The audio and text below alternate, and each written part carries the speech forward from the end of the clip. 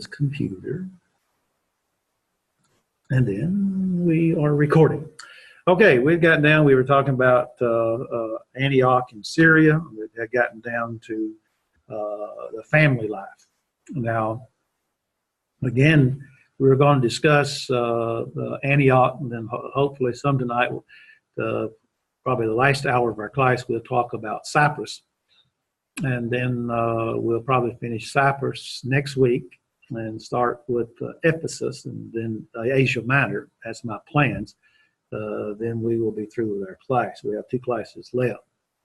But in Acts 15 and verse 24, we find that the Bible points out there, says that we have heard that some who went out from us have troubled you with words, unsettling your souls, saying you must be circumcised and keep the law, to whom we have gave no such commandment. Now again, we have to realize that because the law changes, and so it was according to the laws of God in the Old Testament times that they circumcised the males as they were born within 8 days.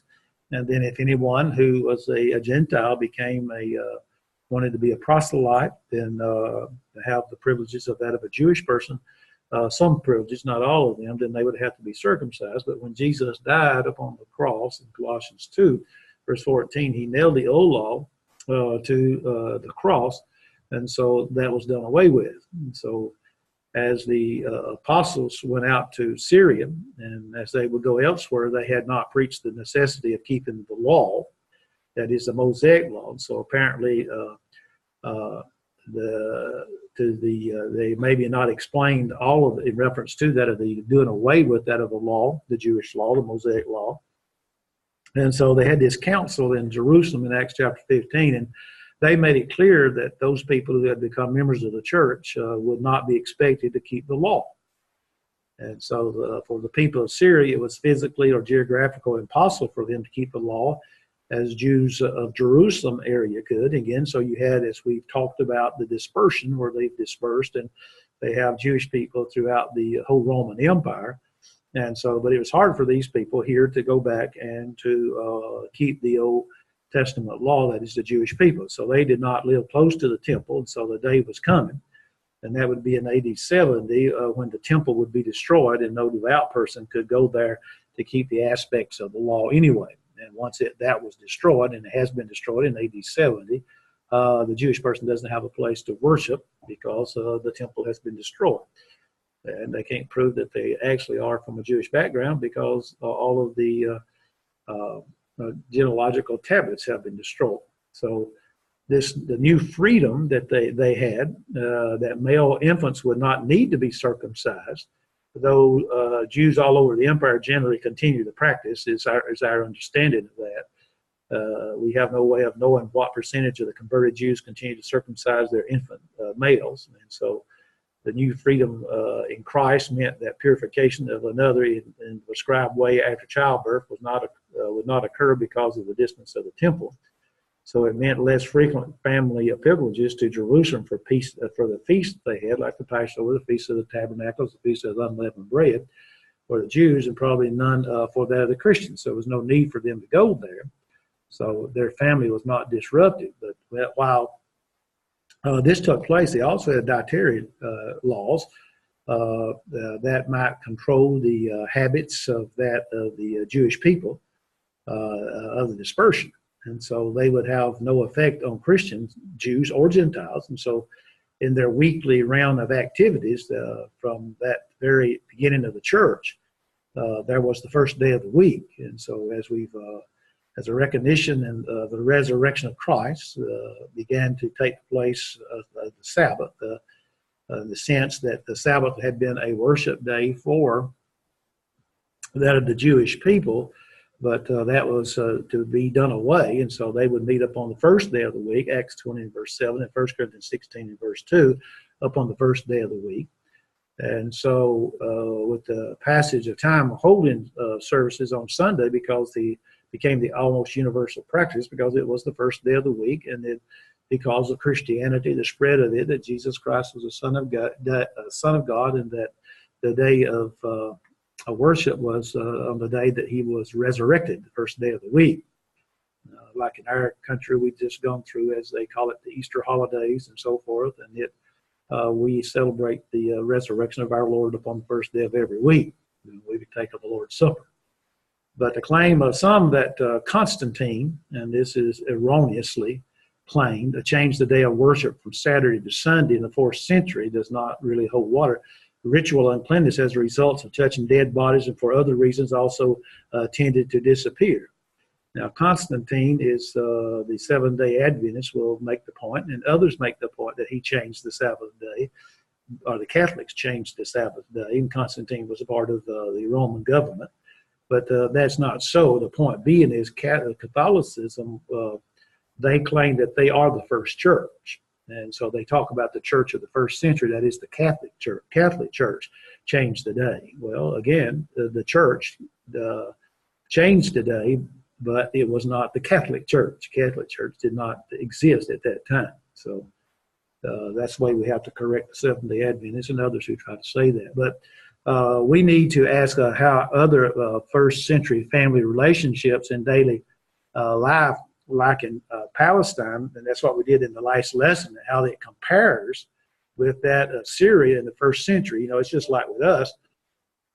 We're in the South, and we would go up north, and we'd go into whatever Waffle House restaurant maybe they had up there, whatever they called it, and we'd sit down and say, well, we want 2 eggs scrambled and sausage and toast and grits. And they'd say, what?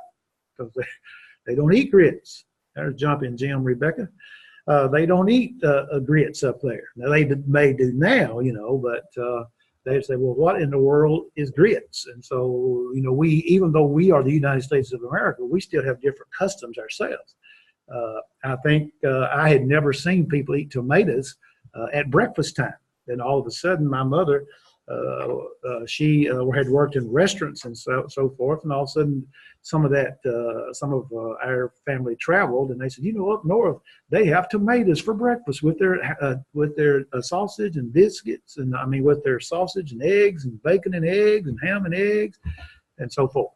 And we didn't have chicken for breakfast, but now, you know, all that type of thing has changed. That basically you can get all that stuff. That's the same way it is. We could find that we go to Jerusalem or Judea, they did certain things, but then you could go in the same areas where Christians live, like here in Syria that we're talking about in Antioch, and we would find that things there had changed. I mean, they were different from the other place. So in the families of the bride and groom commonly arranged marriages, though not necessarily ignoring the wishes of the young couple in Antioch, or Syria. And we know that wasn't the case among that of the Jewish families. Secondly, the bride's family provided her with a dowry, and the bridegroom, especially a Jew, was required to give his bride a substantial gift, so marriage and divorce contracts were commonly drawn up. And so, and the reason for that, when I say they were commonly drawn up, because you remember, Jesus makes that point in Matthew 19 that from the beginning it was not so because of the hardness of your hearts that Moses gave you a writing of divorcement. In other words, where they could sit down and write out about a divorce, and they'd have to write out about their divorce or if they got a divorce. And third of all, also up under that, those involved in land and other monetary settlements were usually kept in public archives. And third, among the upper and middle class marriages was usually ratified by a legal document. Among the poor, it was not commonly done that way. But, you know, like today, among those who have a great amount of wealth, and, you know, they try to, say, for instance, if I inherited a bunch of wealth from my family and I'm going to marry someone who does not have a lot of wealth, then, you know, we have those agreements that we sign. So that's what they did, basically, about some of the same type of thing. The wealthy, as part of their social standing, spent huge sums of money on weddings and also funerals and on tombs. And so funerals were, professional mourners were expected in Syria as well as elsewhere in the Near East. They paid people to be a mourner. In other words, they came and cried and carried on like you know, this person was loved by them and they knew this person and they're sorry for their loss, all that type of thing. It was all put on. They were paid to do all of that. And fifth, the development of children continued the same as in the first century Palestine. Mothers train their young children, like we find in the Bible. You know, Paul gives the directions there in reference to that, how you bring up a child and how the mother is to be actually the worker at home. Fathers were the trained boys in the trade or craft that they pursued. And so the family workforce in Syria included many more slaves than in Palestine. And primarily the slaves were domestic, but some were employed in industry and in agriculture. And those I said employed, that meant they got paid. But then you turn back when you look at the family as to the educational part. There were some studies connected with the synagogue. Now, again, we've talked about the synagogue, and in our biblical archaeology classes, we talk more about the synagogue because we show pictures of it. It shows how that it was divided up. They had a place, about like a church building today. They had a place of worship, but yet they also had a place where they studied. They had rooms. Some of them did. And so in Syria, important educational centers began to develop in the major cities. A school of rhetoric and philosophy existed in Sidon as early as the time of Augustus. So that's Caesar Augustus. Even in the first century, there was a school of law, rhetoric, and medicine operating in Bertus, that is Beirut today, a school of literature in Antioch, a philosophy in Apamea, and history in Damascus, and medicine in Laodicea and Sidon.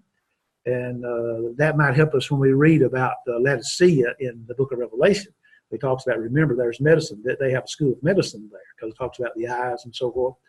But most of what we can effectively document concerning the flowering of that Assyrian education dates to the 2nd and 3rd century, but important beginnings occurred in the 1st century. Now, what I gather from all that we just said in reference to that, years and years ago when America was discovered, that's what we had. In other words, if you wanted to go to law school, there was a place up north you could go to law school, but you had to go up north. And if you wanted to, go to do medicine, there was another place for medicine. They didn't have, they had special schools, colleges throughout the United States. As the United States grew and the United States got bigger, we started having, just like here, we said they had a law of rhetoric at Beirut, but later on we would find also that they had one elsewhere. And so that's what happened in that area. If you really want to go to law school there, you would go to Beirut, that is, as we say, Beirut, and you could go to law school there. But if they had a law school down at Laodicea, then you could go down there. But it's important that we understand that in reference to the 1st century, with the Jewish people moving around about, not only them, but Gentiles also. Then you had entertainment. Basically, and we've talked about the games, the Olympic Games and so forth that they would have because of Rome's influence. But entertainment really abounded in pagan secular Syria during the 1st century. I mean, Antioch had its theater, the amphitheater, the hippodrome, the stadiums, the baths, like all the others, like Laodicea and Beirut and Tyre and all the other cities. But they also had horse races and musical and dancing displays, the theater, the arena shows of the gladiators and the wild beast hunts, and so. But they had something else also. They put on those wild beast hunts were especially put on by convicts and prisoners of war, and those things abounded. And I remember just years ago there's a movie that came out. It was just a movie, but actually they carried these people, dropped them on. They were prisoners based on, about what we're seeing here. They dropped them on an island, and if they got off that island within a certain time, I think it was, they tried to kill all of them. And if you survive within those days, when they got through, if you survived, you're supposed to go at a certain point and so forth, and therefore you were free. And so that's basically what they would do here in reference to these. They just simply that's the way they got rid of some of their prisoners. But yet we find large numbers of the Jews were taken prisoner at the fall of Jerusalem in AD 70, and they were condemned to be put on the gladiator combats and wild beast hunts, and so fighting to death in the arena in that of Syria. And so the wealthy Syrian especially enjoyed hunting and fowling. I remember, again, when I was growing up, we saw movies, especially about the Caesars and all that kind of stuff, Hercules and so forth. But I remember that they would bring those into those gladiator combats and so forth. And sometimes they would they would ask the question, well, why do they do this? And they say, well, it's a fight to death. You fight, and if you kill them, you live. And so that's what they would do. And so they had those also there in Syria. Then in reference to Syria's work and their travel and their commerce, perhaps the average Bible student thinks that Syria is a rather sleepy, backward agricultural province with its one city of Antioch in the New Testament times. But nothing could be further from the truth. If we accept the population figure was around 7 million, over a quarter of people must have lived in cities. And if we go with the view of what some people say, the population was around 505 million. Some 40% of them lived in bustling centers of industry and commerce. And so the list of great cities was long. And we know about some of these cities because of what the New Testament tells us about Tyre and Sidon and Beirut, Byblus and Tripoli and Laodicea, Seleucia, Antioch, and Pamela and Emesa, Heliopolis and Damascus and others. And especially we know a lot about Tyre and Sidon and Damascus. And so Syria was a crossroads of the world, as we will try to make that clear. They were a booming society, even though that they were where they were in reference to that of the places in the maps that we look upon them. It seems as if it would not be a popular place, but Syria laid across the major land route. And that was the thing, from Egypt on the south to Mesopotamia on the east, and Asia Minor to the north and northwest. And so Tyre and Sidon and Seleucia and Antioch, among others, maintained ports for overseas trades. Now, their ports were not like other ports, but they had ports. And some of those ports that they had, that cities had, they were for, they could bring in bigger ships and so forth, like in Rome. And some of these places were not that way, but they did have that. Their work that they did, the employment, and again, because of agriculture was a big thing, it was actually the basis of that of the economy. And so many were substances that of farmers who produced nearly all their food and had enough left over to provide for their other necessities of life. You had large landowners who worked land on shares with contract labor or directly with the use of that of slaves. And substantial quantities of grain and olive oil and grapes supplied domestic consumption, and they exported that stuff in the markets. And so we must not forget the production of wool and flax, linen that was there. And so they were a busy a group of people, and so they weren't all wealthy, but they all made a living, it would seem. So the town industry especially thrived during that of the first century of Christianity. Linda and I were traveling one time, and we stopped at this place, and I can't remember where it was. I want to say that it was at an Indian place, and the reason I bring that up is because we saw glass blowing. You ever seen glass blowing, where people, blow glasses, make glasses and so forth? And so we watched someone do that. I mean, it was very, very hot inside that little building. Plus, it was either July or August when we were traveling, and so they were, you can imagine how hot it was. But the art of glass blowing was probably invented in Phoenicia coast in the 1st century BC, and quickly spread all throughout the Asian area and also in Egypt. And the best workers in bronze in the Near East lived in Sidon and in the mid-1st century, but Syria as a whole had a good reputation for that type of work. And so the Hellenistic invention of the water wheel made the art of kneeling a professional occupation. The presence of that of 4 legions in the province and the need to supply them also spurred industry. Soldiers and so forth had to have weapons, and so weapons had to be made for them, and they had to be repaired, and so they had done all that. So the producers of ornaments and military machines, leather shields and army boots, they had a pretty good market there in Syria, especially at Sidon.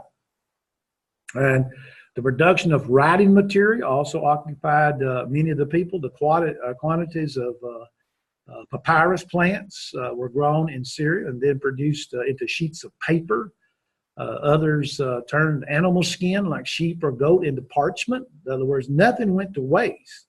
I think we kind of understand that when our forefathers came to this country, and that as they went out and done things and they saw how the Indians had done, in reference to the Indians didn't waste anything.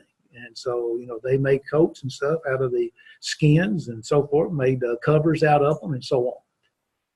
They had wax tablets in Syria, sheets of linen, and the best, as they say, The Indian bark of linden or the other trees provided additional writing materials. There was a lot of weaving and cloth production occurred domestically, increasing. It was actually taken over by shops in that of the cities. The finishing of imported silk yarn was especially important in the shops of Beirut and Tyre. Laodicea and other places became important producers and distributors of linen and woolen goods. And Seleucia and Antioch seaport was hardly more than a roadstead. That's the reason why I said they weren't like the ones at Rome and other places, but they had seaports. I mean, they could come in. And some of those places would have to, build out, go out so that they could get to the ships. And it's like sometimes you go over to Lake Wise or Guntersville over there, but especially Lake Wise. I'd noticed that in traveling over through there that, they have docks.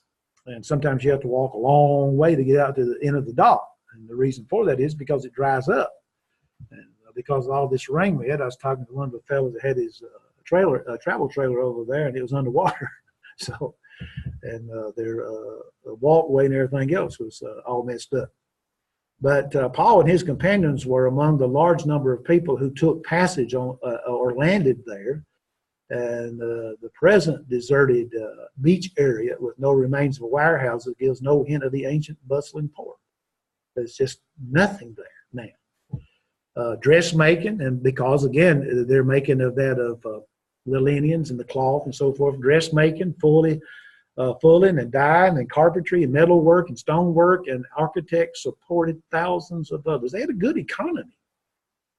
And many of the crafts in the first most occupations were hereditary. In other words, if you were a seamstress, then that's what your daughter would be. If you were someone that worked in metal work, and that's what your son would do. And so fathers taught their sons, but boys also might be apprenticed to a master craftsman, such as a scribe or a carpet weaver, a smith, a carpenter, or a tanner, or a confectioner, or even a doctor.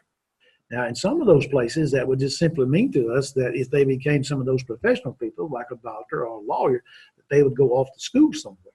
And so apprenticeship contracts might extend as much as 10 years in Syria. So workers in the same craft might inhabit the same streets and sometimes whole villages. And so then you had the commerce.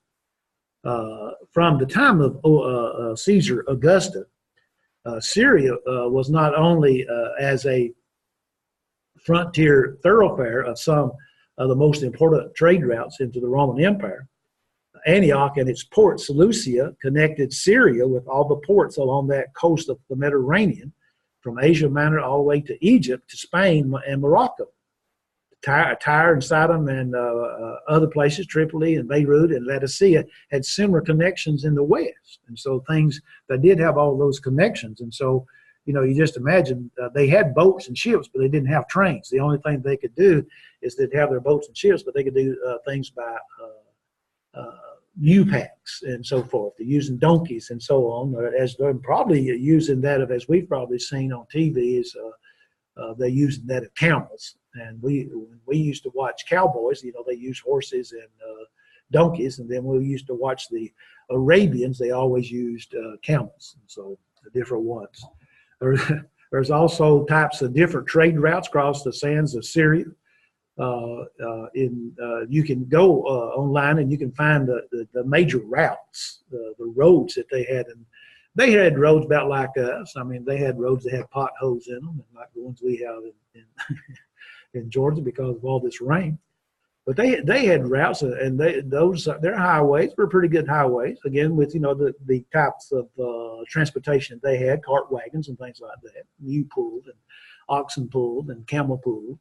But a Trans-Jordan route led from the Gulf of Aqaba to Petra, and then from there all the way up to Damascus. And the coastal route ran from Gaza to Carmel, all across Australia, and also in Galilee, divided into two branches, one to Damascus and one the other along the Orontes River. And so the northern roads to Mesopotamia led from Damascus north and passed through Homs, that is in Arabia, and then east down to the Euphrates River. And so another link between Syria and Mesopotamia by the southern tracts took off from that Damascus. So they had the roads, and they had the ability to move all their goods and so forth for reference to commerce.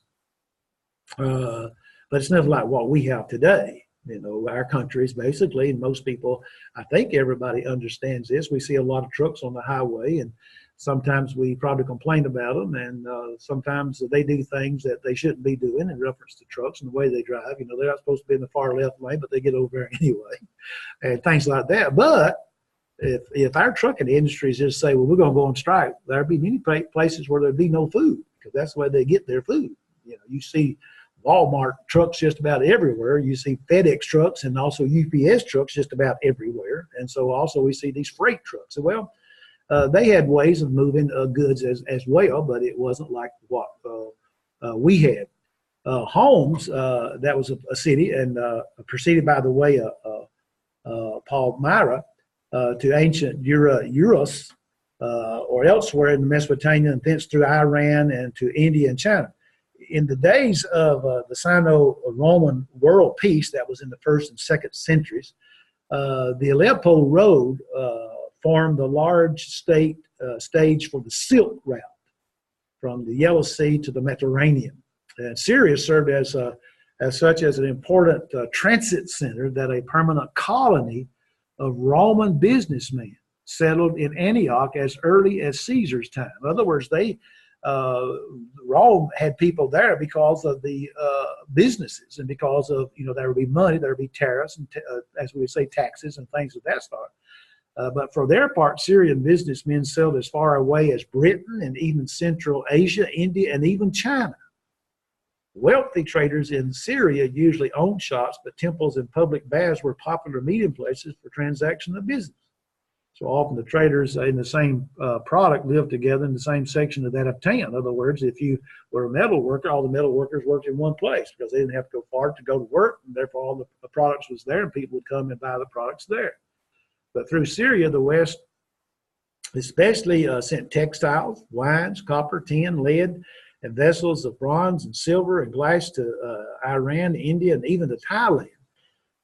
When we went out to see, I was talking to Becky earlier, when we went out to see the Grand Canyon, we got on the train out there, and as we was riding the train around in the Grand Canyon, they carried us around the place where they used to mine copper.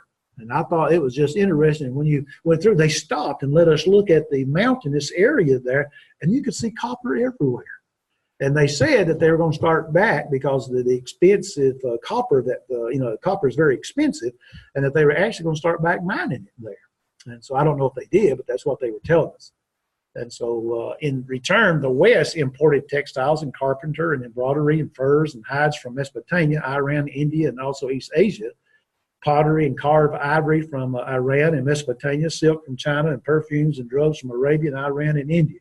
When I think about all of that, yes, they didn't have many luxuries that we had. And when I say luxuries, I'm talking about, when I grew up, we had a wagon, that is a play wagon that we played in. But if we wanted to go to the grocery store, we could carry the wagon, but the groceries didn't have totem. And then we had bicycles, and they have bicycles and stuff like that today. But all they had back then were, they walked, or they used, as we said, an animal to pull a cart, or they just packed it all on the animal and go and walked with the animal. It took a long time. But when you get right down to it, they had similar things like we have, and not in the big productions that we do and the fine things that we do. Because I look at some of their coins. I mean, you go online. One of the best things that you ever want to do, if you want to go look and see, see how they minted those things, and then you take, something out of our pocket, especially take a quarter that has the eagle on the back of it, and you'll see eagles on some of their monies, but it won't be anything like the one we have on ours, because we have the fine arts, and we have those the equipment, the computers and things of that sort. Syria imported pottery from Italy, Greece, and Asia Minor, and also, get this, they got dried fish from Egypt and Spain. They got cheap cloth and gold and silver and jewels and valuable wools in various places. They also had the slaves from Egypt, horses from Spain for the races in Antioch, And they had Indian fabrics, China silks. I got to underline something here that I want to change. And so, okay. And so the list of what Syria sent in return was long indeed, and it included, again, textiles, glass, jewels, and embroidery cloths, and carpets and wine, olive oil, wheat, hides and furs and drugs and figs and other fruits and metals, metal goods, slaves, and even more. So you look at all that commerce that was taking place. Her export designations were Italy and Egypt and East Africa and India. So they had trade. And I don't know, they didn't have a stock market, I guess, but they had trade. And even to travel in these areas, again, you know, they didn't have the same things that we had in reference to that, but what they had, it was very good in many ways. Like I said, you know, the imports into Egypt and the exports from it, the transshipment of goods through it, and the movement of merchandise to faraway places to look after commercial entries caused large numbers of people constantly to be on the go into and out of and across Syria. They were a busy group of people. And so the number grew as thousands of troops came from Italy and elsewhere, and bureaucrats came from Rome and reported back to the headquarters, and you'd find more people would come. It makes me stop and think. We had a mayor in Cartersville years ago, and when I was young, and we had the carpet mills that were booming up in Dalton, and so he had the idea to go up there and talk to some of those folks, and so he got some carpet mills to come to Cartersville, and then some of the people that worked in those carpet mills said, hey, we can start our own carpet mill, and therefore Shaw Industries in Cartersville was made, and eventually was sold to a big company and things of that sort. You had all kinds of carpet places that were there. They were making carpet. Dalton, I think, was number one in the world in Bartow County, if I'm not mistaken, was somewhere in the top 5. And so, places grow. And so that's what they did in Syria. In addition to that travel, a large number of the Jews in the province went to Jerusalem on their pilgrimages 3 times a year. And for that reason, Jews probably traveled more than Gentiles did, or Christians who began to take an increasingly active role in spreading the gospel. The Jewish people who obeyed the gospel did not go to Jerusalem. So we find that persecution, Acts chapter 11, verse 19, drove some there from Jerusalem. That is, they would leave Jerusalem. Even Barnabas came to Antioch to check on the church, Acts 11, verse 22. And he brought Paul to Antioch to minister, chapter 11, verse 25. And the Antioch church sent Paul on 3 missionary journeys across the eastern Mediterranean, which we talked about last week. But travel to and from that of Syria across the province remained constant and relative expeditious. It had to be fairly fast if Rome was to remain to the border defenses and effective communications. The road system was kept in good repair and expanded during the 1st century. I talked to Brother Jerry and Sister Chase, the Chases, before Brother Chase died. We talked a lot, and they had gone up to Alaska. And I said something to them, and I said, I bet they got a nice road up there, don't they? And he told me, he says, well, it is nice, during the summertime, because at the first of spring, they go in there and they get everything off of it, and they start repaving and filling and fixing it. But then because of the rough weather they have, it tears it up. And so the road system here, it was, they always kept it in repair according to what we find in reference to that of the history that is there.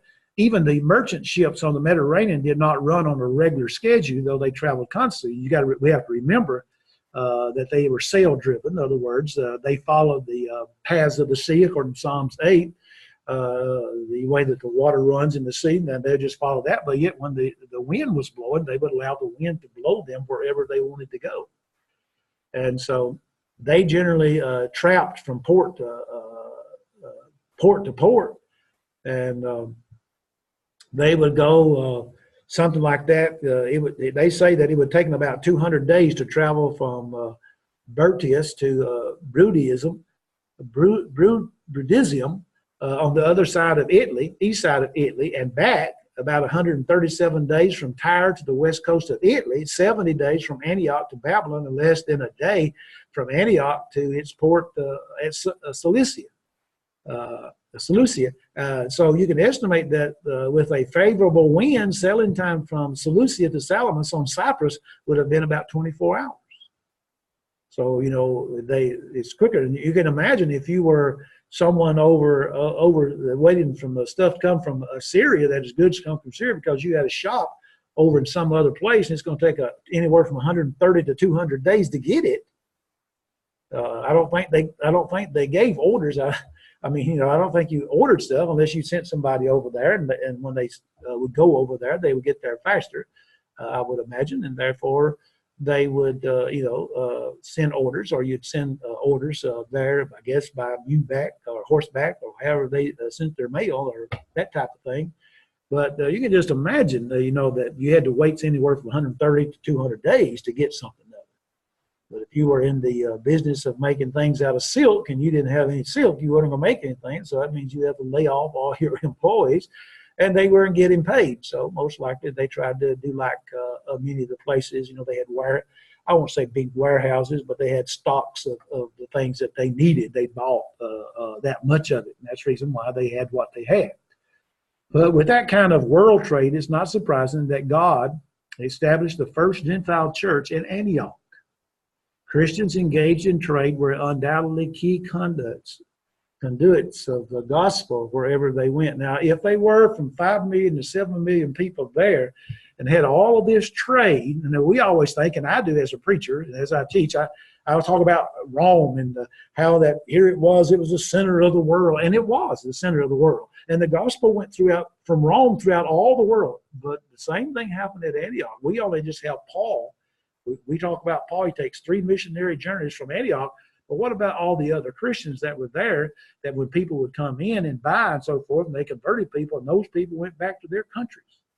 So we would find that that not only as we look upon that of Rome that taking place, but also now we look upon that of Antioch, that this is taking place. And most likely in some of those other cities also, like Tyre and Sidon, where they had all of those the ports and so forth, and people would come into them. All of those traveling routes that we have looked at in our study of the customs and the times of the New Testament world, those places were used for the purpose of evangelism.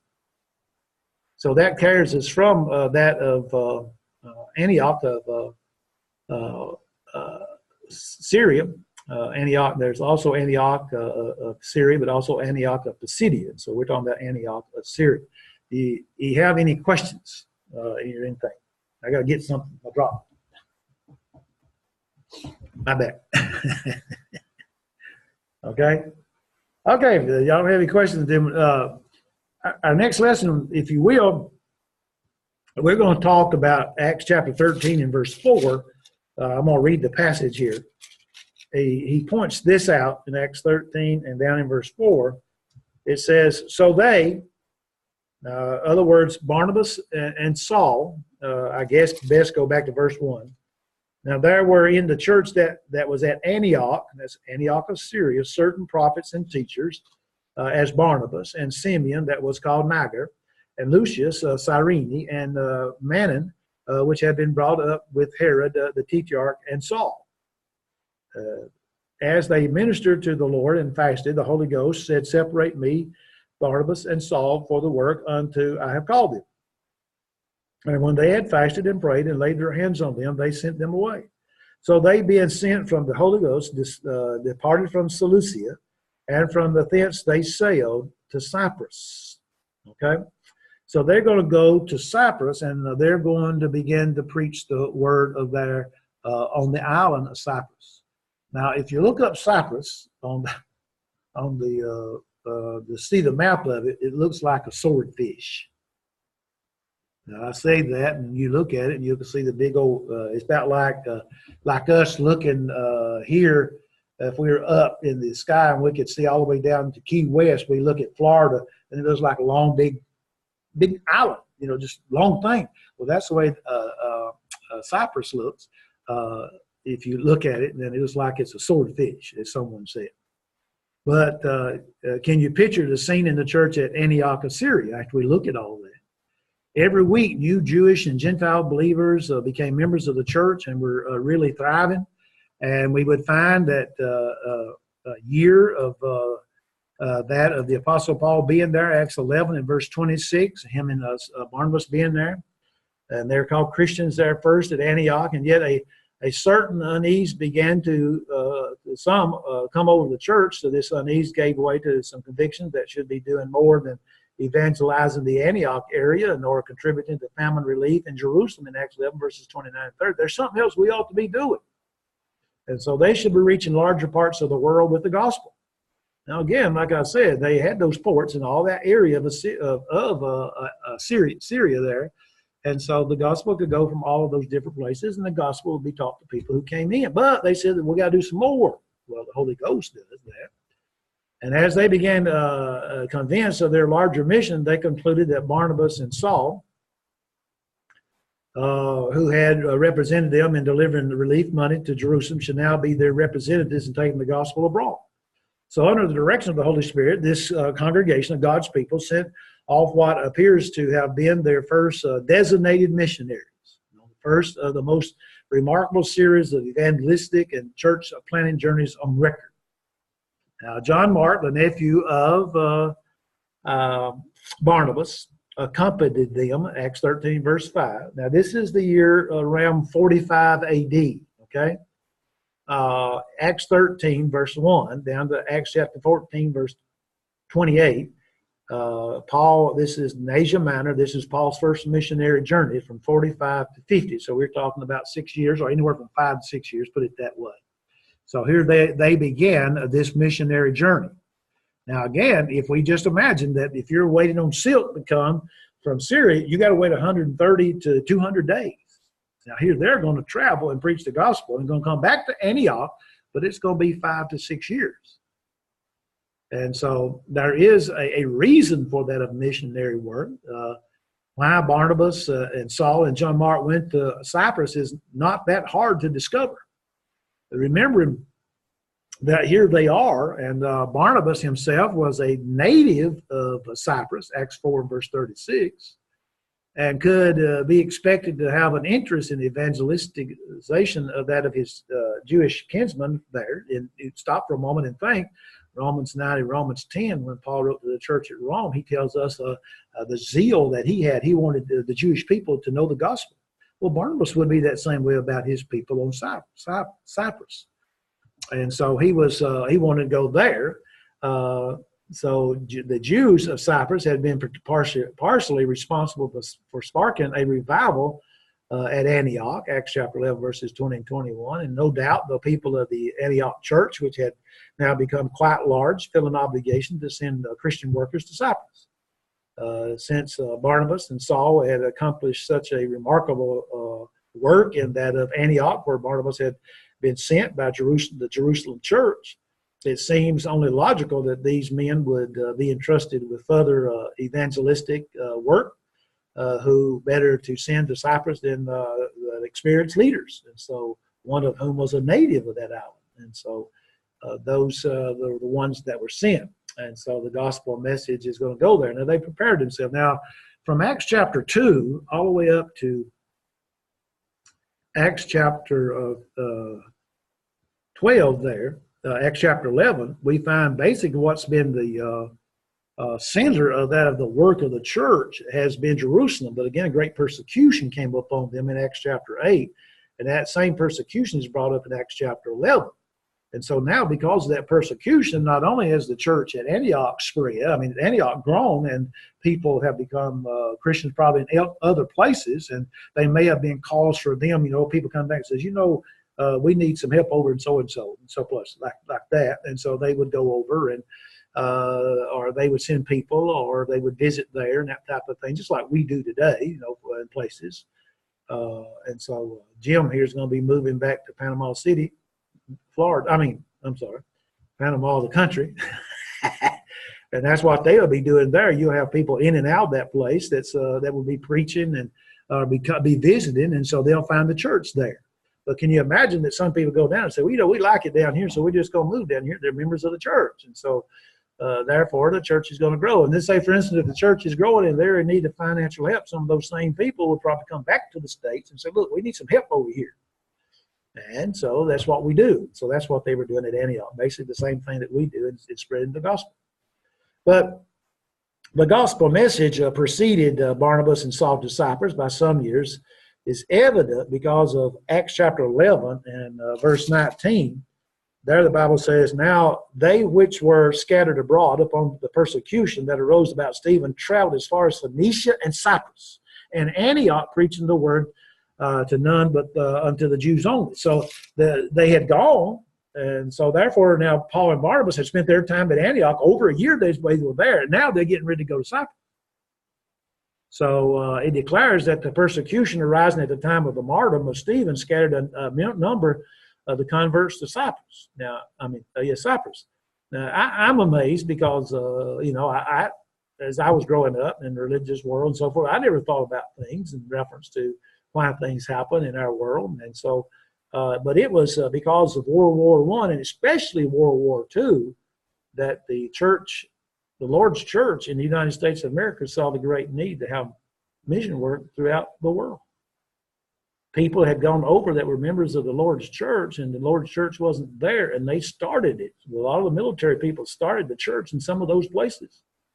And I think that's some of the things that even in Panama that Jim mentioned once before, that, the military people down there, and so military people go down there, and that's the reason why it's best that we're faithful, always faithful to what God's word. That we go into a place, the church is not there, we start the church. And that's what they did in World War II. So I say that, and so I stop sometimes and say, through the providence of God, because the war was going on, but because of the providence of God, the gospel spread throughout the world. There are places today, the church is there, it's because of that. And we were really shocked when the Russian walls and everything came down, the Soviet Union, that we came into places, and lo and behold, there were people who were members of the church. Even in China, they found people that were members of the church. So we find that those types of places, and so they appealed, perhaps these early Christians on Cyprus appealed to Antioch for help with that results that Barnabas and Saul would go there. But just think back about the magnitude of the task. And again, stop thinking about some of their things that here they were. Both of them were Jewish. Both of them had obeyed the gospel. Paul was a persecutor. Barnabas had been a faithful Jew, just like that of Barnabas. But Barnabas, we don't know if he was persecuted in the church. There's nothing is said. But we find here these two people, and also they have John Mark with them also. So they have this great task. And so here they, are basically what we would say in-country Judea Christians. They were Jews that became Christians in the Judea area, even though they weren't. Paul wasn't from there, but Paul grew up in that area. And so they had this great task of going to Jerusalem. And so, going to Cyprus is really shown by the evidence of a large number of the Jews on the island. So apparently, Ptolemy Soter brought the first Jews to Cyprus after the capture of Jerusalem in 320 BC. And so when he reportedly transported large numbers of Jews to Egypt and other parts of his dominion at that time, many more came to the island just before the birth of Christ with the hope of employment in the copper mines, which at one time were put under the supervision of Herod the Great. And so the number of the Jews on Cyprus was large in the 1st century A.D., as indicated by the events of the early 2nd century, because in A.D. 116, a Jewish revolt spread over the eastern Mediterranean world, and according to Dio Cassius, he's a historian, the Jews killed 240,000 of their fellow citizens on Cyprus alone. Even if this figure is exaggerated, and it could be, as it is very likely the case, atrocities of such approximate magnitude would require considerable Jewish population. But in retaliation, imperial forces killed thousands of the Jews, and so banished the rest from the island. They couldn't come back. So for centuries thereafter, no Jews were allowed on Cyprus. But now we find that somebody's already gone there with the gospel, and Paul and Barnabas are going to go there. So it's a great, probably still some hostility because, I don't know, a lot of times we kids go on with one another, but we talk about the Civil War sometimes. Who won the Civil War, the South or the North, and things of that sort. We get into it sometimes about things like that. And the same would be true in reference to us as America against that of Britain in the war of the Revolutionary War. and so on. Well, it's easy to see why they went there, but whether Cyprus was their ultimate goal is another question. Because according to Acts 13, down in verse 13, it says, now when Paul and his company loosed from Paphos, they came to Perga in Pamphylia, and John, departing from them, returned to Jerusalem. So after a fruitful ministry in Cyprus, and after reaching the western shores of Cyprus at Paphos, Paul and his party set sail for Asia Minor. Did they plan to do that when they left Antioch, or did it occur to them so after great success at Paphos?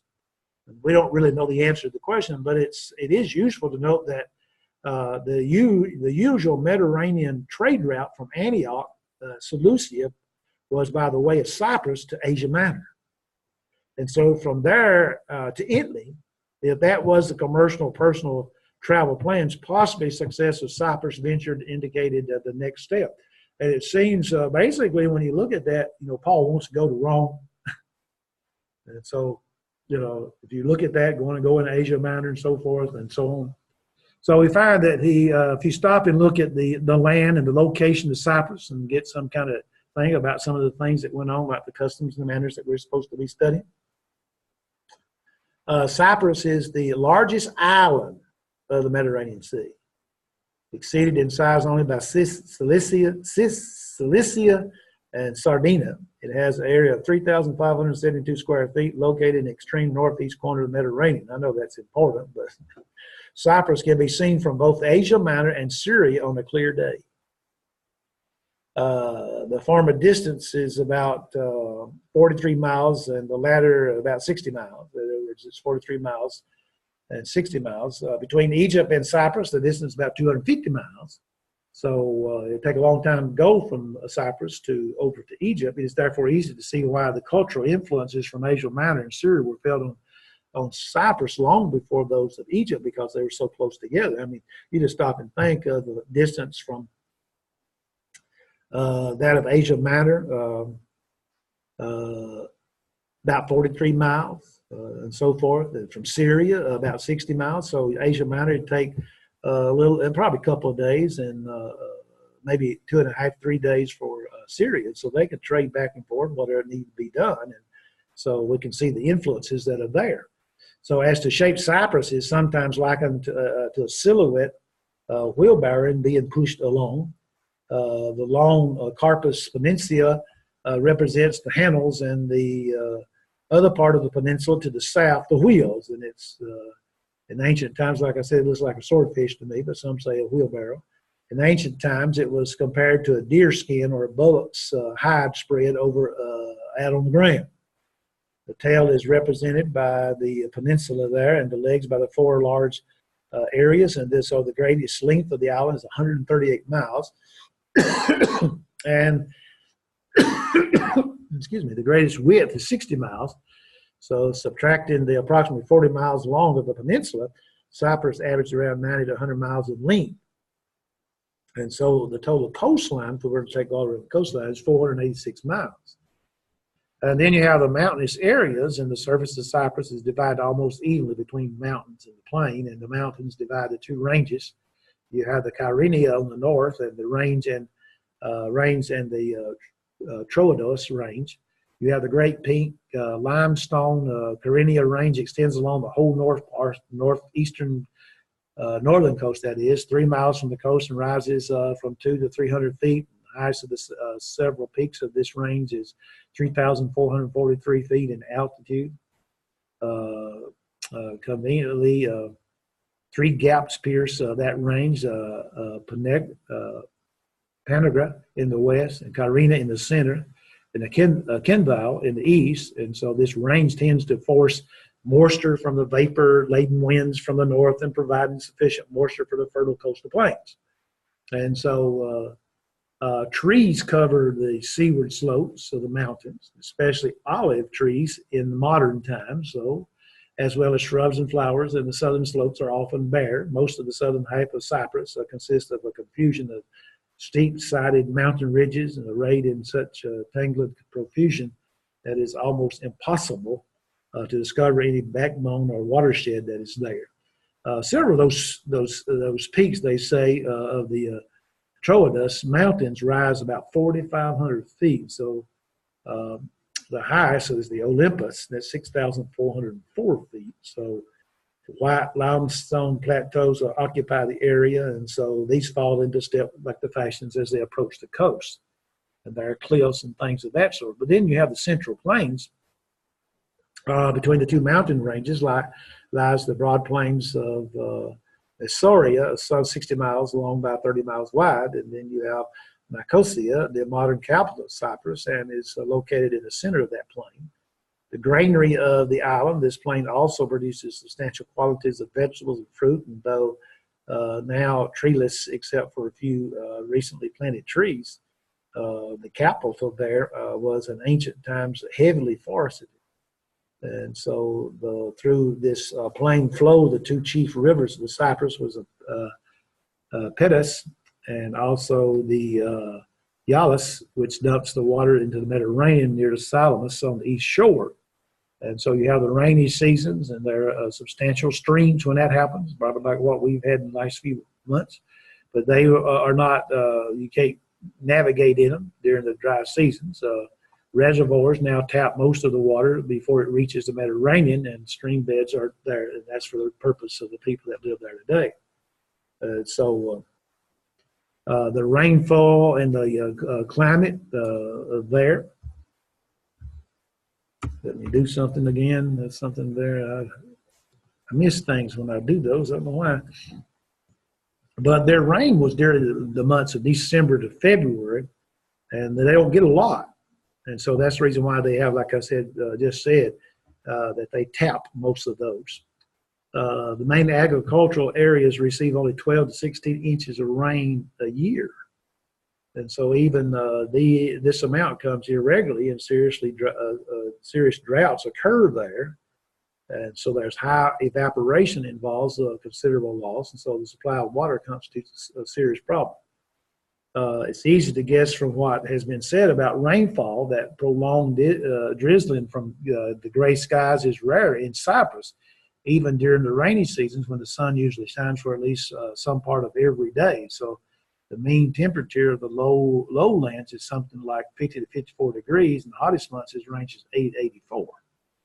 So the climate is very helpful, and the death rate is one of the lowest in the world. So the growing seasons roughly correspond with the rainy seasons, and the crops are harvested by March or April. And during the summer and early fall, when there's rarely any rainfall, the fields look very dry. And in my mind, I just don't, it's hard for me to understand if they're just, 460-something miles all the way around that. And why can't they go out there in some way and put pipes into the ocean and bring water in and take the salt out of it and run water everywhere? That would, to me, would be help them solve the problem. Maybe they can't do that, but it seems like can't you take salt water and make fresh water out of it in some way? And there's some means by doing that. I don't know. I'm just asking. But forest is once constituted one of the main resources of Cyprus. Her timber, so important for shipbuilding, was much sought after in the Mediterranean area, and so they fell more trees for copper and silver smelting than for shipbuilding. So the famous cedars had almost disappeared, but there are considerable stands of the Alpolo pine and black pine, and so forests now cover about 20% of the land. I have 732, and so we will start back at 742. We'll take a break. Just two of you, so we'll all three take a break.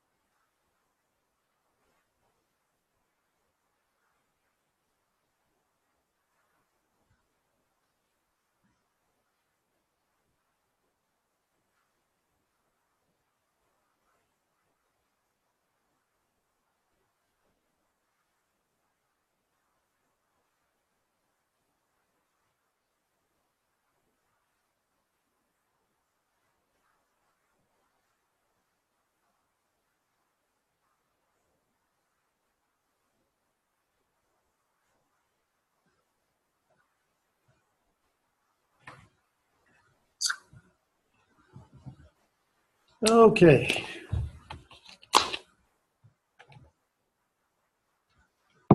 I had to get a drink too. Huh? I had to get a drink too. When I was got stopped a while ago, I was about to die of thirst. I often wondered how people did that. Like whenever you're talking for a while, like your mouth gets dry and whatnot. Oh, well, I wake up, I have a CPAP, and they just changed my mask, and I wake up sometimes now with it dry mouth. I never had that hardly before, so you know. Okay, we're just going to talk about mineral deposits. Uh, there in Cyprus, copper proved to be more important. So we're talking about now their economy. Uh, it was so extensive was the island's export of this mineral that copper obtained its name from the name Cyprus. The English word copper is derived from the Greek name of the island, Cyprus, through the Latin cuprum, so copper. Produced in early as third millennium BC, copper continued to be mined extensively throughout those times, even the modern times, and gold and silver and iron also were mined in Cyprus in ancient times.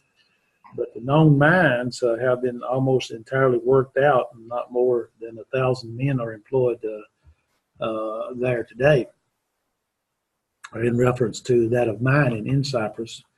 So here it is. The gospel now is going to go. In Acts 13, verse 7, he says, the proconsul, Sergius Paulus, an intelligent man, this man called for Barnabas and Saul and sought to hear the word of God. Now, the Romans had taken over Rome about 67 BC, and they were claiming a right to the island as heirs named in the last legitimate Ptolemy's will. That's Ptolemy Alexander II, 105 to 80 BC.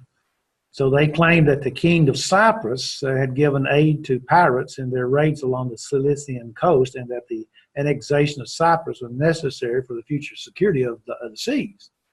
So the Romans looted the island on a grand scale, and then they auctioned off the king's treasures and sent the money to Rome. And then a brilliant chapter in the history there had come to an end. So Cyprus became actually a part of the province of Cilicia in 58 BC, being ruled from Tarsus. The thievery of the early Roman governors was indescribable. When Cicero, an honest man, became governor in 51 BC, he could hardly find words strong enough to expose the injustices of his predecessors.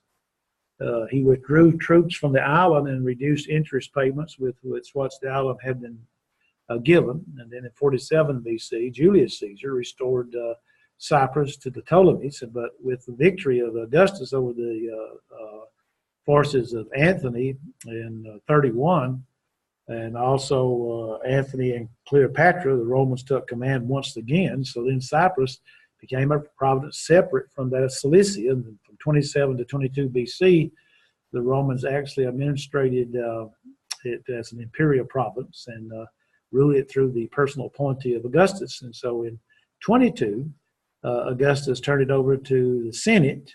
And remember again, when we were studying how that the government would do in Rome, that's what they would do. He turned it over to that of the Senate, and so thereafter an ex-praetor with the title of proconsul governed it. And so Luke refers to him accurately in Acts 13 and verse 7. There have been some people who would try to argue different from that, but that's according to the way that they did it, according to the customs, as we've learned from that of Rome. Most English versions now properly translate proconsul.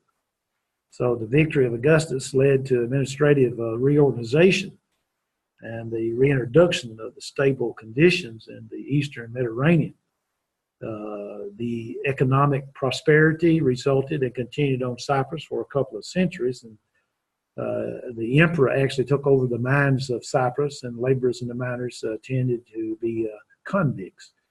So apparently Rome did not markedly disturb the pattern of the social and political life as it existed under the Ptolemies. Different governed areas that were self-governed in varying degrees. as was some of the cities elsewhere in the empire. And so Salamis, for instance, had a popular assembly, a senate, and a council of elders, and probably the Roman officials appointed the officials in the cities. And again, as we have seen, we know how Rome was set up in reference to government, but yet they allowed these other areas to have their own as long as they approved of it, and as long as it was working and they weren't rebelling against the Roman government. So the Cohen Tone Cyprian, a sort of representative body, acted on behalf of the Greek inhabitants of the island, a carryover from the Ptolemaic days. They exercised a great degree of power. So they issued coins, there's money, organized festivals and games, and seemed to have served as a bulwark of the nation's existence in the opposition to that of the Roman encroachment. The Romans transferred the capital of Cyprus from Salamis to Paphos. Now, again, when we read from Acts chapter 13, you remember Paul, and that's where they were going to go. So perhaps, or that's where they left from when they left and went to Asia Minor. Perhaps because it was the port closest to Rome, or because they wished to honor Aphrodite, whose temple was located in Paphos, or because the port at Salamis was beginning to silt up. And so I don't know why they didn't clean up the ports, but that's what was happening there. Again, Sergius Paulus in Acts 13, verse 7, he served as the proconsul of Cyprus for 46 to 48. And then the fact that he held this position is confirmed by the inscription from Paphos. In other words, we have evidence that that's when he served. There are other inscriptions from an archaeological stance have been found which speak of Lucius Sergius Paulus, the younger, and Sergius Paula, the daughter of Lucius Sergius Paulus. And so Ramsey, in his book, St. Paul the Traveler, I think is what it's called, he advanced an argument to demonstrate that Sergius Paulus and his family became Christians. Now, in passing, it should be noted that the Latin spelling of the governor's name would have been rendered with one, while the Greek rendering would have required two. So we don't really know. And when you go back and read there in Acts chapter 13, they go there, and we find, if you go back to verse 7, he says, which was with the deputy of the country, Sergius Paulus, a prudent man who called for Barnabas and saw and desired to hear the word of God, but Elymas, the sorcerer, for so his name by interpretation withstood them, seeking to turn away the deputy from the faith. Now, the faith means the system of faith. That's all of it, in reference to not only just the plan of salvation, but the church. Then Saul, who also is called Paul, filled with the Holy Ghost, set his eyes on him and said, O full of subtlety and all mischief, thou child of the devil, thou enemy of all righteousness, wilt thou not cease to pervert the ways of the Lord? Paul was politically correct there when he was talking to him, as we would probably say. And now behold, the hand of the Lord is upon thee, and thou shalt be blind, not seeing the sun for a season. Immediately there fell on him a mist and a darkness, and he went about seeking some to lead him by the hand, and the deputy, when he saw what was done, believed, and astonished at the doctrine of the Lord. So the word believe there can be the synecdoche. The one word stands for the whole, that he obeyed the gospel of Christ. It seems to me that's the case. The potential audience to whom that Paul and Barnabas, now here they are, they've left Antioch in Syria, and they've come there. So here's their audience. Might have ministered on the island of Cyprus is usually estimated to about 500,000 people. But some says, well, it wasn't over 300,000. So we're saying 300,000, 500,000 people when Paul and Barnabas got there. And it could be that that could be lower or higher. I wouldn't know. Some people would say that Salamis alone seemed to have a population in the excess of 100,000. That the Jewish population was large is evident from what was said earlier when we talked about their being there. And the dominant element was Greek. According to Homer's Odyssey and other Greek writers, some of the Greek heroes returning from the Battle of Troy settled on Cyprus and established towns there, including such sites as Salamis and Curium and Paphos. Archaeological evidence now confirms the arrival of Greeks on the island around 1230 BC. So Greeks secured cultural dominance on Cyprus by the 6th century.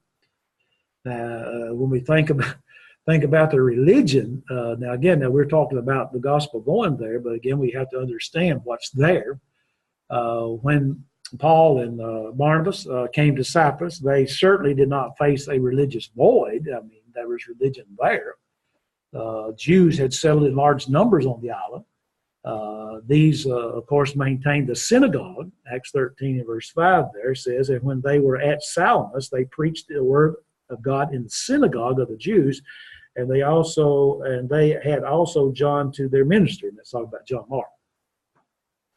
So the mystery of religions had almost made their impact there. And as had the emperor cult, but since the Senate ruled Cyprus, people probably paid less attention to the emperor cult than was true of Syria, since that was governed directly by the emperor and had many soldiers that had pledged allegiance there in Syria. And I think we had 4 legions there, as we said earlier. We do not know that a cult image of Tiberius stood in the gymnasium. Well, we do know that at Lepidus on the north coast of Cyprus, and the old paganism was alive and well on Cyprus. And while they worshiped all the Greek gods, Aphrodite received special attention on the island with important sanctuaries for Apollos and Zeus. So here again, we would find that, they have the different gods that they were there. And so we could actually maybe think, because Paul is going to come up to this in Acts chapter 17 when he gets to Thessalonica and other places in that area to Athens. And so they have all these different gods. But yet the worship of Aphrodite, because Cyprus was the meeting place of so many people, there occurred a fusion of the worship of Aphrodite as practiced among various people. So the rites included the Oriental, the Greek, and the Roman practices of Aphrodite. Aphrodite ruled as the Greek goddess of love and beauty and fertility, and akin to the Phoenician Astarte, the Babylonian Ishtar, and the Anatolian Cybele, and the Roman Venus. So you just look at all those about the same. And so extensive religious prostitutions accompanied her rites in Paphos. And so during the last century, the Sinola investigated what was believed to be the great temple of Aphrodite at Old Paphos. He traced the wall of the sanctuary itself and found that it measured 221 feet on the east and west sides and 167 feet on the north and south sides. It was surrounded by an outer wall, which he was not able to trace completely in his digging. But on the basis of the discoveries of him, he concluded that the east and west sides of the enclosed measured 690 feet, and the north and south 39 feet. So the entire structure was built of a kind of blue granite, which must have come from Cilicia or from Egypt. Now remember, Egypt was a far way off. And so the legends about Aphrodite, the goddess, the most commonly accepted legend on the island of Cyprus was concerning the birth of Aphrodite. They indicate that she was born of the foam of the sea. She floated in a shell on the waves and later landed on Cyprus near Paphos. And so the greatest festival in Cyprus in honor of Aphrodite was the Aphrodisia, held for 3 days each spring. Each year, great crowds attended it, not only from all parts of Cyprus, but all the way around from the surrounding countries. Now, stop and think. They couldn't jump on an airplane. They couldn't jump on a phase boat. It took just from Asia Minor, it's 40 miles, and from Syria, it was 63 miles. So this had to be some planning, and for them to get there, and not only for them to get there, but also that they would actually have accommodation when they got there. So that people would attend. So during this time, this religious day for them, the procession started at New Paphos and wound up at Old Paphos, some 10 miles away, passing through the gardens and the sanctuaries of the goddess there. And between those large structures on the height, probably visible for many miles at sea, and the shoreline stood a smaller temple. Now, the Sessanola suggested now that this temple had been built to commemorate the spot on which the goddess was said to have appeared to the people of Cyprus for the very first time. And here the annual procession stopped to sacrifice before ascending to the hill of the sanctuary. Now, Paul probably passed this temple while in Cyprus with that of Barnabas, combining the evidence from archaeological investigation on the site and also coins and references to this temple by Tacitus, the historian, and a comparison of this temple with what is known as the Phoenician temples of Perak and Caiapias, put together a description of the worship center. Surrounding the complex was a wall against the inside of which abutted a covered column designed to protect worshipers or pilgrims from that of the heat and so forth. Within this was an inner court to which the faithful gained entrance after accomplishing certain rites and paying certain fees. They sound like most of our places around here. This holy of holies, as they would think, was roofless. The deity stood in the center of it, perhaps raised on a pedestal covered with some sort of canopy. The goddess herself was represented by a conical stone, a symbol of fertility, to which a head and arms were many have been attached in its entirety. The structure reflected the Phoenician influence. So the Phoenicians seem to have been the original builders of Opaphos. And so that was the way that they worked. But that's the way, that was their religious background. But also they had those sanctuaries, you remember again now, of Apollos and Zeus. Opaphos contained those sanctuaries to Apollo. And that went all the way back to the 4th century BC, and it was cut as a cave in the solid rock just to the east of that of the ancient city. And it consisted of 2 underground chambers entered by a flight of steps. And so the front chamber is rectangular and the back one circular with a dome-shaped roof. And so another temple of Apollo stood about a mile west of Kurion. And so we found worshipers would approach the temple by a paved street that led into a walled enclosure. The temple itself was a small structure with a 4-column porch in front of it, reached by a broad flight of steps. And the enclosure included dormitories for pilgrims, storerooms for their offerings, a treasure, bath, and precept. Now, I said they had to have accommodation, so they accommodated them because they're going to get those fees. So that's part of their economy. So according to the apocryphal Acts of Barnabas, Paul and Barnabas visited Kurion on the first missionary journey. Now, that's according to the apocryphal writings, and you can read the apocryphal writings. We don't know if they're accurate or not, but they do have information there. The known temple of Zeus stood on the south side of the agora at Samos, and originally built in the Hellenistic times. It stood on a high platform and had square holy place at the rear, and the column drums and the Corinthian capitals at the site suggest an impressive building that was there. But not meaning noble, Saul is first called Paul in connection with the interview with the governor of Cyprus. This was his first significant Gentile contact and the first use of his Greek name. It's also noteworthy that Sergius Paulus, as governor, believed. Later, the ruler of the synagogue in Corinth did also, Acts chapter 18, verse 8, as did a member of the prestigious Areopagus council in Athens, Acts 17, verse 34. Now, when we look at that, we find, yes, there are other examples of outstanding or upper-class individuals coming into faith in Christ that could be given, but we should not fall into the mistaken view that only the poorest or the most insignificant members of society constituted the church in the early days. I think sometimes we give that across, or get that across, or maybe leave that impression to members of the church, but that's not so. Christians often quote 1 Corinthians 1:26 to prove that not many wise, mighty, or noble are called to the faith. Well, we go back again. These people were noble people, and that the church therefore consisted of most of the poor slaves and other of the lower classes of society. There is a point that maybe we do get across, and people may draw from that. Galatians 3, we're all one in Christ. It's neither male, females, Gentile or Jew, or free person or bond person. In other words, we're all the same. We're all one. It doesn't matter whether we're the richest person in the world or the poorest person in the world. We're still all one in Christ. We're still on equal ground in Christ. And we want that to get across, but we want to understand that, the gospel wasn't just for that of the only the poor people were attracted to the gospel. Maybe the best way to say it. That's not the case. There were people that were noble people that obeyed the gospel. But then you had Paul and Barnabas in reference to the work that they're going to do, their ministry, as we would probably call it. Judging from the usual practice of Paul, as we find in verse 5 there in Acts chapter 13, he goes to the synagogue of the Jews, and from the specific references to that of Acts 13:5, so it seems that missionaries came to Cyprus to reach only the Jewish element of the population.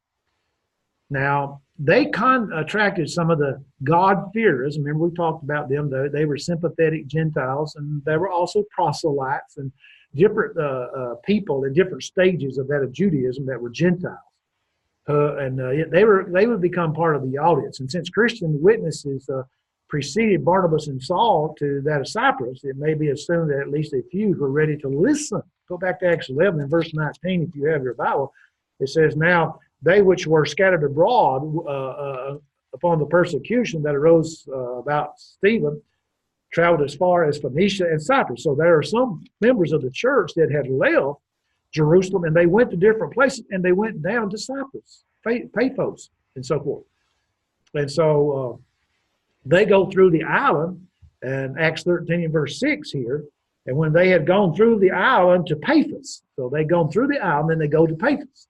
The passage is better rendered through the whole island, according to the New Revised Standard Version and some other versions.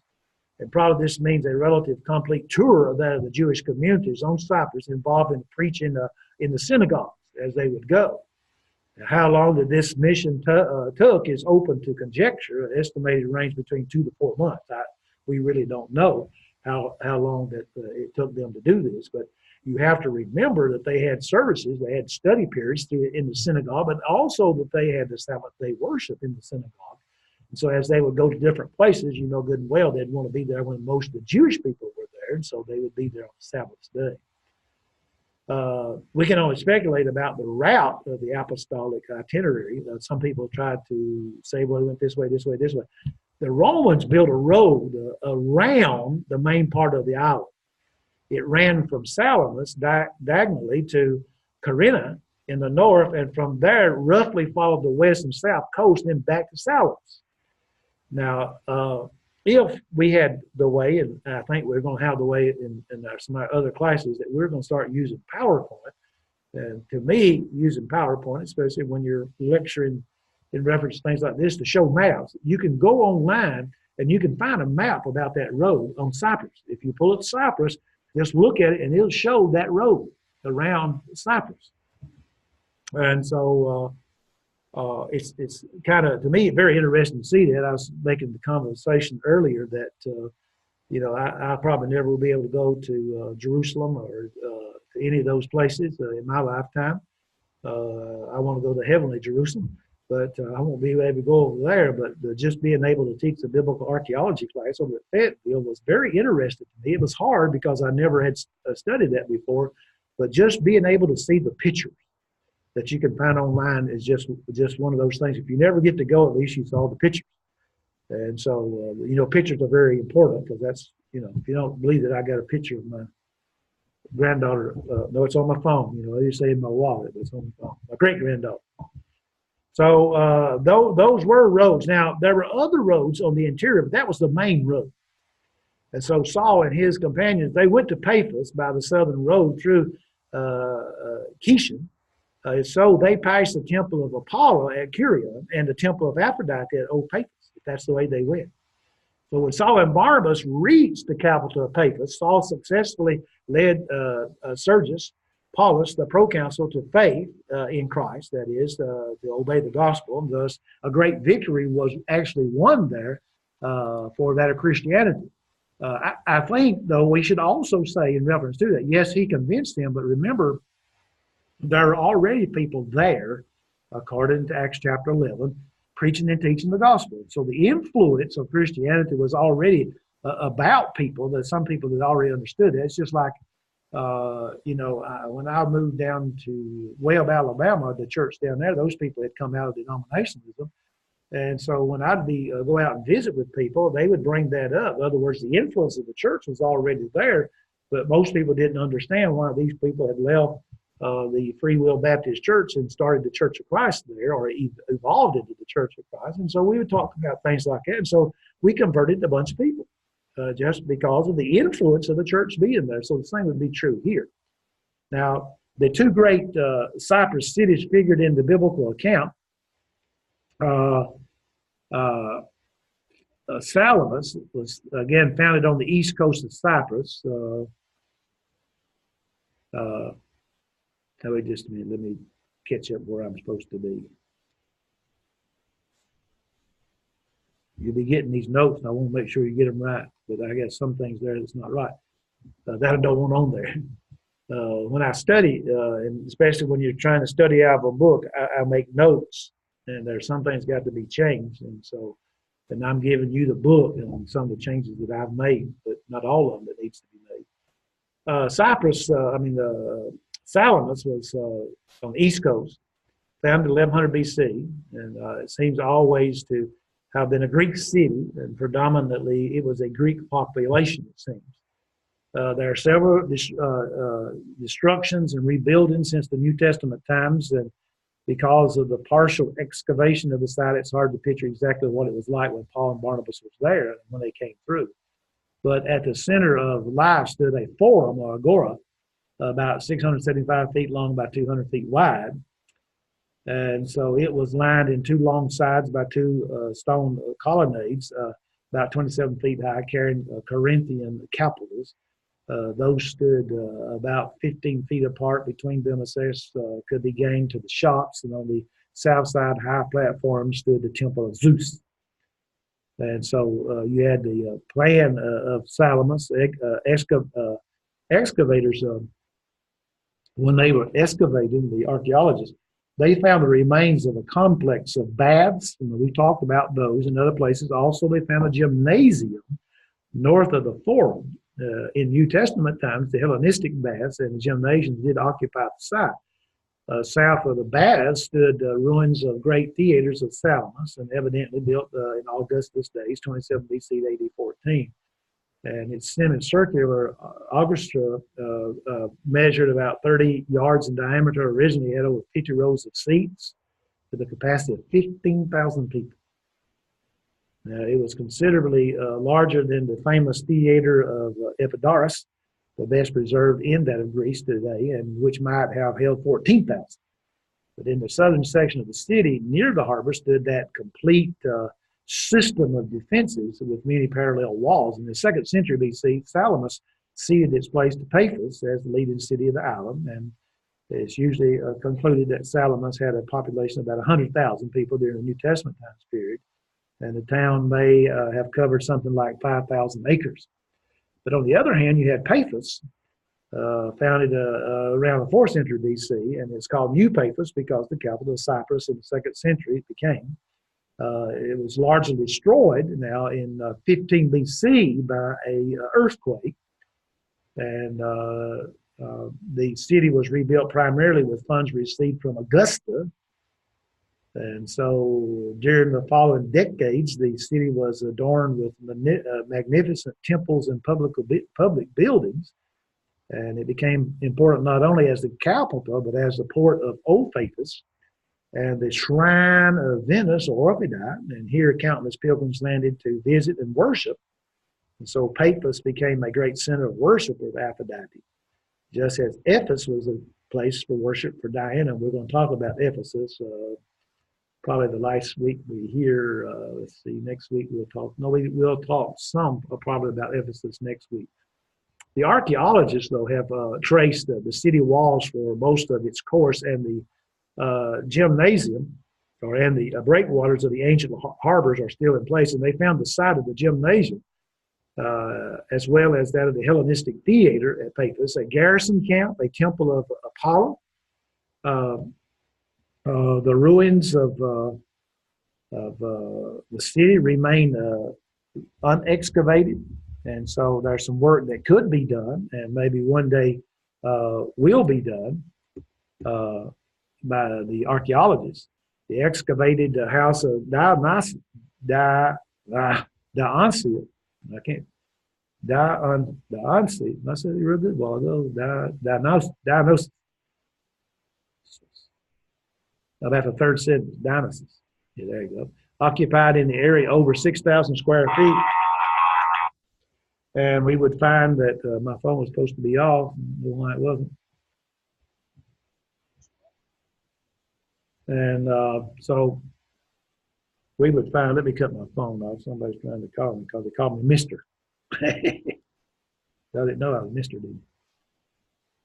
Well, now they're supposed to cut that thing down. So there you go. It comes on again. But we would find that they found a lot of things there. They excavated that house, and it occupies that area of 6,000 square feet. And it had painted stucco walls, so something different. Again, when we think about the warfare as a senatorial providence, again, that's the way it was chosen for by that of Rome. Cyprus had no Roman troops stationed there. We know there was of a garrison camp located at Paphos, but there was just a militia, but no Roman soldiers. And so the Roman naval contingents in the eastern Mediterranean kept down privacy on the high sea. And so no doubt the heavy Roman military presence in nearby Syria, which was 64 miles away, helped to intimidate anybody who was trying to take over that of the island or tried to go over and rob it in any way during the New Testament period. In fact, none of the Jewish conflicts in the early 2nd century noted earlier in our lesson, things just didn't take place there. And that again because of that being that of a province of that of Rome and all the 4 garrisons of troops they had in Syria. Their housing and their furniture, again, remembering that it's an island, but what we know about the housing is limited.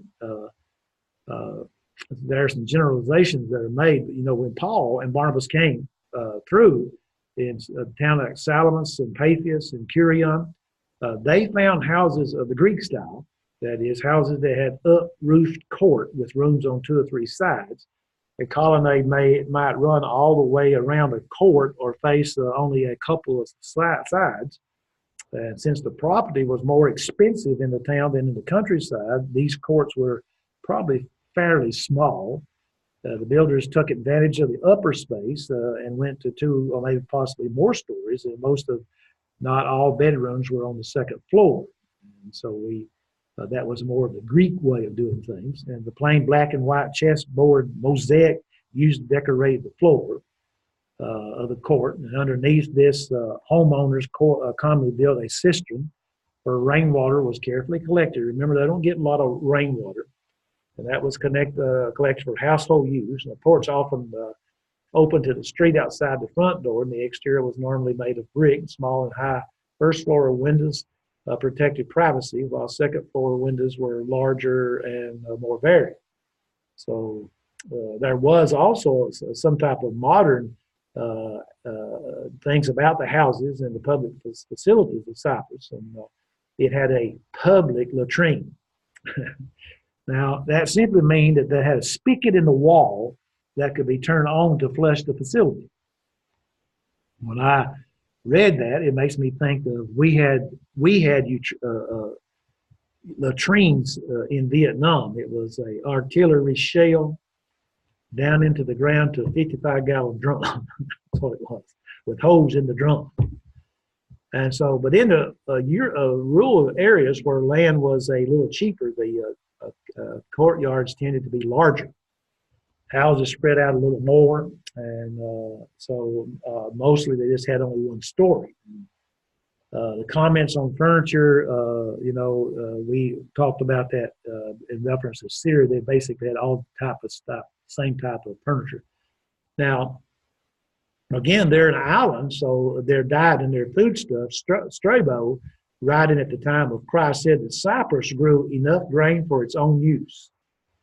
And so that included wheat and barley. And in fact, at times, the island also exported grain to Palestine, Athens, and Cilicia. They raised a superior quality of olives, and a plenty of them They shipped a broad quantity wines from their extensive grape and wine production. So the plane provided wine and grain products. Now, also, something that we haven't seen, they had bees on the island, and they produced excellent honey for an otherwise almost sugarless world, with bee wax as a valuable byproduct.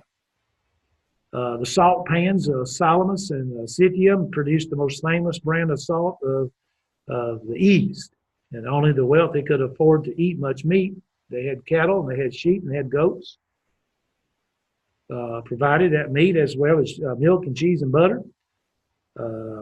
You know, when I read about those things, I just stop and think. I said, and we thought maybe, I always thought maybe that we come up with a bunch of this stuff. Now, maybe our cheese and our butter may be different than theirs. I could understand that, but you know, you wouldn't think of them having all those things, but they did. The average person there lived on this diet of grain and vegetable and olive oil and dairy products with radishes and cabbage and various kinds of beans adding variety. I'm not going to let my wife read that because she'll probably put us on a diet. But at the present time, information is not available to provide a comprehensive list of all the vegetables that they grew on that of Cyprus. Now, again, remembering that it's an island, so you think about a discussion of what did they wear. It's actually more interesting to ask how Barnabas and Saul and John Mark looked as they walked along the road that of Salamis to Paphos than to ask about clothing in general. What the three wore is, of course, what they brought with them and what they would have worn in Jerusalem, Antioch of Syria. As we have already seen, men would have worn much the same clothing all over the eastern end of the Mediterranean days. So a tunic with sleeves extended to about the knee lengths served as the garment of choice. Though it may have been linen, most tunics were made of wool, whether in Palestine, Syria, or Cyprus. Plenty of hilly and mountainous terrain provided pasture for sheep, and so wool was readily available. And so lest we think that wool was too warm for the climate, it probably was in the summer months because it's in the 80s all the time. And that's when Paul and Barnabas and Mark arrived, was in that of the summer. So we need to remember that wool breathes and that it can be woven with a tight or a coarse weave. So furthermore, air circulates around the body when one wears a loose-fitted tunic. And so we find that also with clothing that we wear, that if we wear it loosely, then we get air. They belted their tunics, the men did, at the waist, and not just for appearance or convenience. The belt consists not just as a cord or a thin strip of material, but a folded sash in which they could carry coins or other valuables. And so the men carried both cloth or leather traveling bags, according to Matthew 10:10, when they were sent out on the limited commission, the apostles, in which they could put their outer coats and additional sandals or other personal effects that they had. But as a Roman citizen now, Paul could have worn a toga, but evidently he did not, but he could have. In that case, he would have upstaged Barnabas and John Mark, who presumably were not citizens. And as they began their journey, the pecking order was Barnabas and Saul. And Barnabas' name comes first, and people put a significance to that. I don't know if that's a significance or not, because Paul was an apostle and Barnabas was not an apostle of Christ. And so there would be no distinction. But now one good thing about it, again, it was the Apostle Paul, if you remember, that spoke kind of roughly to a high priest, because he spoke that way because the high priest or the priest did not have on the priestly clothing. Now, if Paul wanted to be standing out as a Roman citizen, he could have worn a toga. And people would have known right off the bat that he was a Roman citizen, even though that he was a Jewish Roman citizen, and that the other two were not. But as a Jew, Saul would not have cared to emphasize Roman domination. And as he ministered to the Jews in the synagogues, he would not have erected a barrier between himself and them. So that we stop and think about that. He could have wore, but he did not wear. He was dressed just like the others. I notice, and probably those of you who preach, and maybe your preacher has talked about it, and other people have talked about it who have traveled to different countries or heard people talk about that.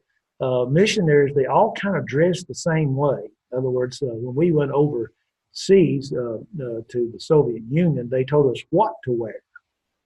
And we wore a coat and tie, but we only wore it when we went to worship. Any other time we just wore regular clothes like they did. We carried regular clothes. I think we carried khaki pants and stuff to wear because they were easier to keep clean and pressed and so forth over there. So he could have wore that, but he did not. So as a case in point, we know he traveled. As he traveled, there was no hint that he was a Roman citizen. So you remember at Philippi, the magistrates commanded that Paul and Silas be beaten, not knowing that Paul was a citizen nor subject to such treatment. Acts 16, verses 22 and 38. And so we should make the point in reference to that the majority of the Roman citizens did not normally wear a toga on the street as they carried on various manual tasks. It would have gotten in their way, but certain Sergius Paulus, the governor, and his associates would have wore togas as they carried on official duties. All three of these men were city dwellers, therefore they would have been more careful of their appearance than if they had come from the rural areas. And so Barnabas apparently came from Salamis originally and served in Jerusalem and Antioch, and Saul came from the proud city of Tarsus. Lived in Jerusalem, ministered in Antioch, and John Mark was evidently in the upper class of Jerusalem.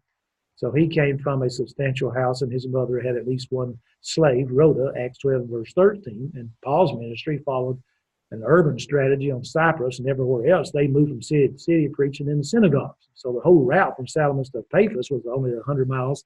And so the city, several cities along the way permitted them to walk from one to the next during the course of the day. And so being in the cities meant they needed attention to their personal appearance and so forth. And so, they dressed as they should have dressed. And as I pointed out earlier, that Paul condemned that of long hair on men in 1 Corinthians 10 and verse 14. Cyprus, like Corinth, was inhabited primarily of Greeks. And further, the men in the city tended to be clean shaven and at least have beards regularly trimmed. So you had some elements of the society of Cyprus that would not have been so careful with their appearance, but a lot of them did have that type of appearance with me. Okay, we're going to stop there, and we'll do like we did next week. We'll stop with family life in Cyprus. Any questions or comments?